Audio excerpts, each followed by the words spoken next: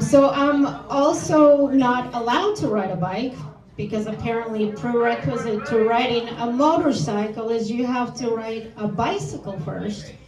And my family says that I need to, get a handle on that first. But I would love to.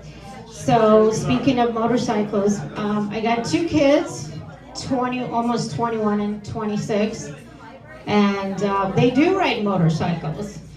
They race cars, they go mountain biking, they fly helicopters. They're basically trying to find anything they can to kill me slowly, very, very slowly. They woke up one day and they thought, how about we try this thing that won't kill me, but mother won't ever sleep again. So that's fun. And I'm also a matchmaker. Nobody cares. Okay. Some of you may have been my clients here. Some of the older men, much older men, asking for women of childbearing age. So that's for all of you out there. So yeah, that's fun, when a 65-year-old wants to start a new family again because apparently he doesn't like the current family he has. And I've literally had men tell me that I have girls and I don't really relate to them well, so I'd like to find someone who can still have children. So maybe this time I can have boys and I can relate to them. I'm like, oh, okay, let's just start over. Don't worry about fixing your relationship with your children. Let's just start over, have more children, Or I had one guy tell me that, I'm not having any luck with online dating for some reason. And I'm like, okay, well, let's take a look at what you're putting on there.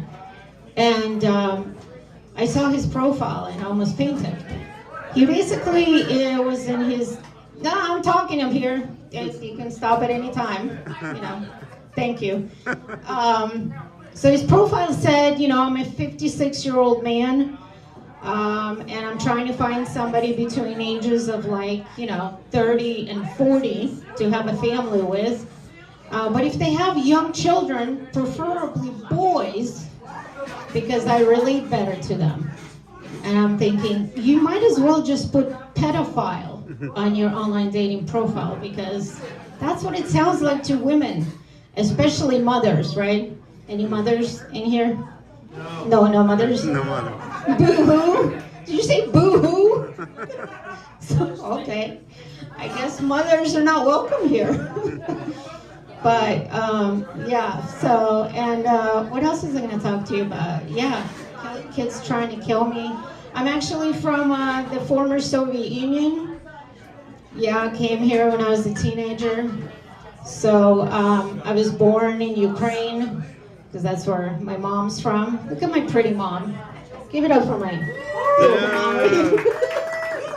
She doesn't want to be here, but she keeps getting dragged into all of my shows because they didn't give me enough attention when I was young, so this is their punishment, And immigrant parents in general just don't understand the arts or comedy, especially Soviet parents, because we didn't have any comedy.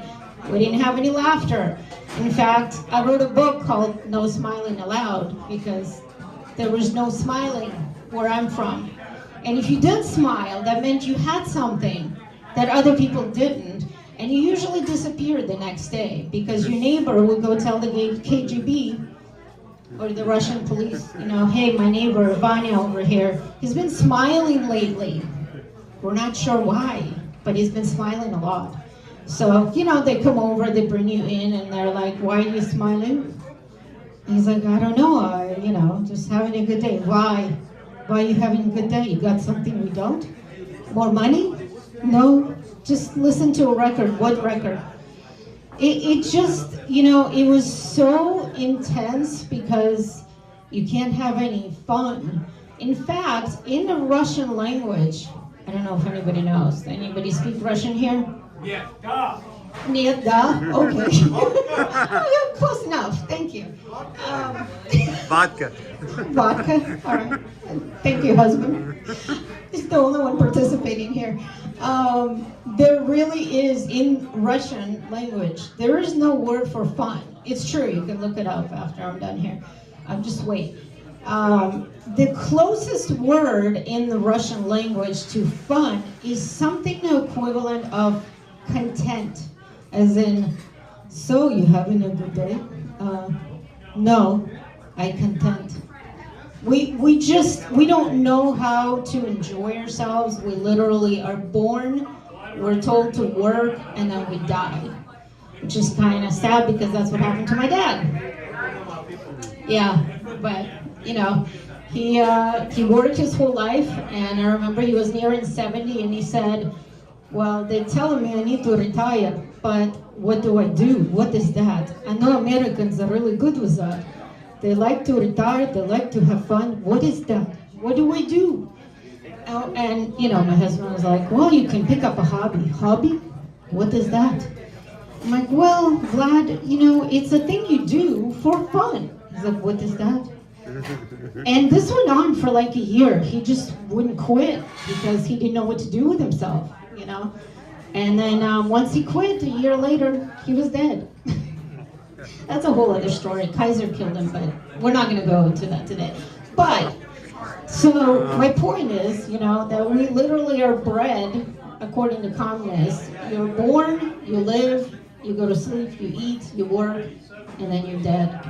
So it took me a while to actually decide to do comedy because it's so unlike for me, for my people, So immigrant parents, like I said, in general, don't understand comedy or the arts. And to my parents, it was like, you doing prostitution?